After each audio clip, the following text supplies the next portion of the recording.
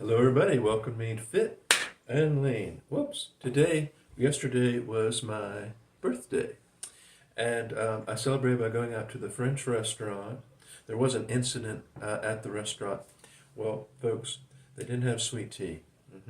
Now you'd think at a very high, elegant restaurant, they'd be civilized and have sweet tea like most restaurants here do. So when my sister ordered iced tea, the waiter had a frown and he said, "Well, I do apologize, but we don't have sweet tea, but we can offer you some syrup. You know how they do it, which is not sweet tea." Anyway, a lot of people ask for sweet tea and they get a lot of complaints.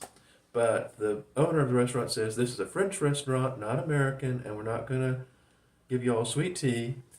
We'll just give you the sugar with it if you want it, which is not sweet tea.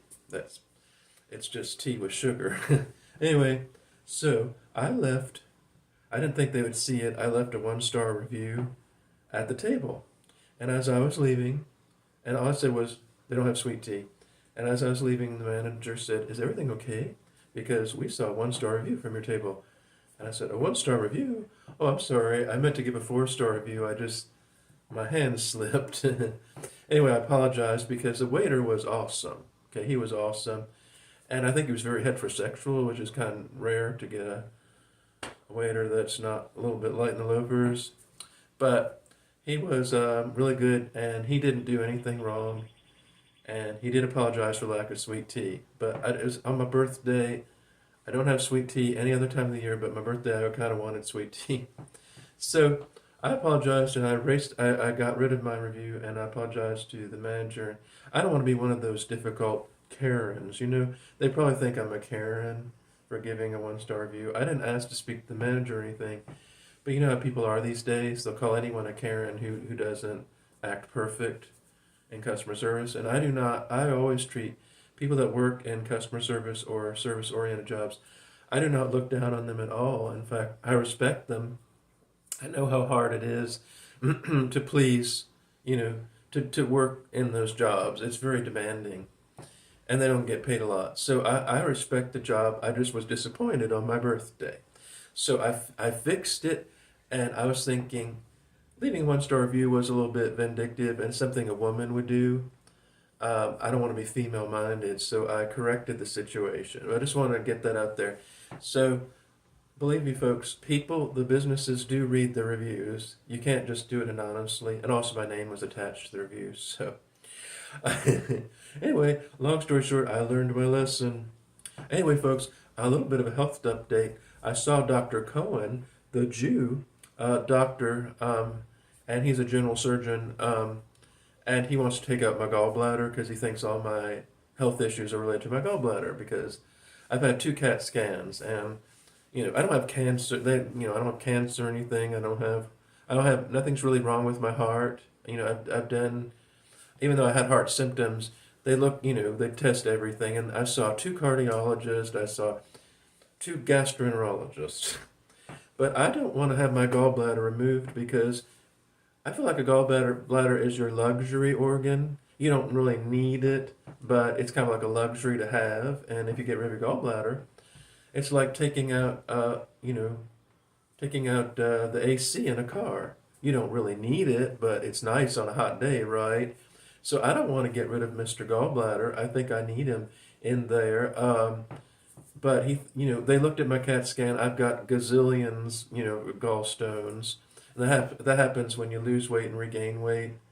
All the time you do that, and you kind of lose and regain all the time. So what to me, what I'm thinking is, I want to wait on that. I'm getting my endoscopy done later this month. They got to stick a tube down my throat.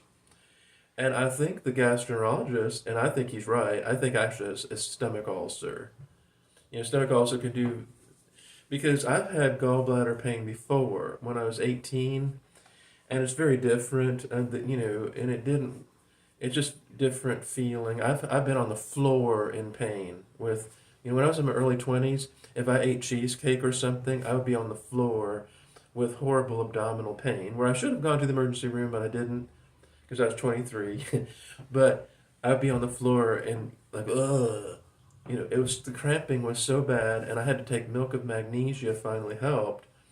But this is different. This is a little different. This is more like a big bloated stomach with heart fluttering and GERD. This sounds a lot more like an ulcer. And the fact that I feel better after eating it really sounds more like a stomach ulcer. But anyway, the Dr. Cohen wants me to wait, after the endoscopy and follow up. But as far as getting my gallbladder surgery done, it scares me to death. It's not, well, first of all, you can die, of course. Any surgery has risks. You can die from getting your teeth pulled, or you can die from, getting a tooth filling. But the thing is, when you get any kind of abdominal surgery, it leaves adhesions in your abdomen, which can be very painful. Also, there's a risk of appendicitis because any abdominal surgery can increase your risk of appendicitis within 5 years. So usually they take the appendix out, but with this they're not going to do it. And with gallbladder surgery, it's an outpatient procedure almost always. So I would not be staying overnight or in the hospital. I would be going out the same day. It takes about all day long to do it. Well, that includes the prep and everything else. But basically, they take it out and you go home the same day.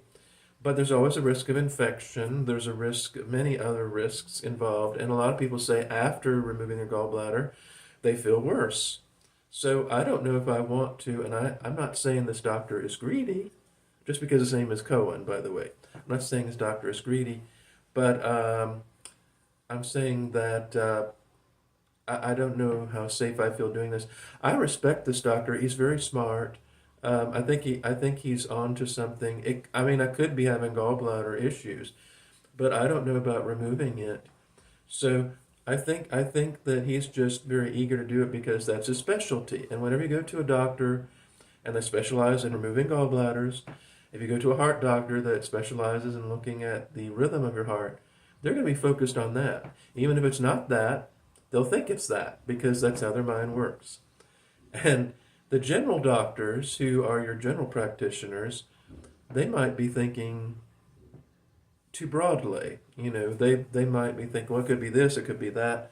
And my general doctor was the one who sent me to the surgeon for an evaluation. By the way, when I went in for my evaluation, they still take your vitals, and my blood pressure was like 170 over 100. It was very high. And the nurse said, well, I'll take it later, but that happens often when you're talking about surgery of any kind. But folks, I've never gone on the knife.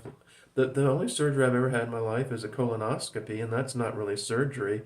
Well, they did take a little snip, to check for cancer, but I've never had surgery like that. Gallbladder surgery, even though it's an outpatient procedure and it's considered very routine. And also, it's kind of embarrassing because gallbladder issues are more of a female thing. Like my doctor said, female, fertile, fat, and over 40. Those are the big fours, they look for in the gallbladder. And they suspected my gallbladder years ago, but I guess over time it can get worse. So if y'all can pray for me to know what to do about my gallbladder situation. I don't want to give them up just yet. I feel like having a gallbladder in there gives me peace of mind, because then my liver has to work harder. The poor liver is a filter of everything, and then making your liver, and then what if my liver says I quit? And I say, oh boy. But that doesn't usually happen. But what usually happens if you take your gallbladder out, you end up having to take supplements and enzymes, and you usually have diarrhea almost every day, because you're not having your gallbladder's not there to help you. And I think in rare cases, your gallbladder can grow back. I know your liver can. I think in rare cases, gallbladder grows back. Oh, by the way, folks, I'm wearing this. I got this cool shirt at the thrift store at Redemption Thrift. It's a very conservative Christian store. And it says Aruba on it. This shirt is from the 1990s. And you can tell because the cotton is so much better. Like, see how the cotton is good quality? Good quality shirt. Here, I'll let you see. See, it's Aruba. Of course, I would never go to Aruba myself because I don't want to be human trafficked, which probably wouldn't happen. But Yeah, you know what happened to Natalie Holloway? And actually, I think she's a cousin of mine because I have a lot of Holloways on my family tree, and some went to Alabama, where she's from, and they're originally from Virginia. But anyway, Natalie Holloway, my distant cousin, went to Aruba, and she ended up, you know, that's very sad. I remember the case. I feel so bad for the mother. They never got closure. They never found her body. They think they know who did it. It was that Dutch guy, but um, see, that's the thing, folks. I don't understand. I would never murder a female. I'd be very nice to a female, but most women would reject me and go with a Ted Bundy or a Johann Vandersloot or whatever his name is, just because they like how they look. I mean, at best, I look like a goofy Clark Kent, okay? Where's my Clark Kent glasses? Do I have my glasses? No. I mean, I don't possess a strong jawline like, I don't have jawline for days. I'm not the most, the most masculine. But why these females go with the serial killers when I wouldn't do anything to them? I might not even, I mean, for heaven's sakes, they might be disappointed because I wouldn't I wouldn't even do much with them, except when it came time for baby making time. Then we go all out. But I wouldn't demand much. They'd probably be relieved. They wouldn't have to say, "Oh, I have a headache." All right, folks. Well, anyway, enough of me pontificating. I'm not a serial killer, but I have to worry about my gallbladder. So that's another thing. Ted Bundy never had gallbladder issues. Jeffrey Dahmer never had IBS. How come it's always normal, nice people like me who get all these health issues? I guess if you're doing Satan's work, you get benefits, but of course you have to pay for it in the end. Anyway, folks, that's me. I'll see y'all soon. And remember, folks, say a prayer for someone special today. Bye-bye.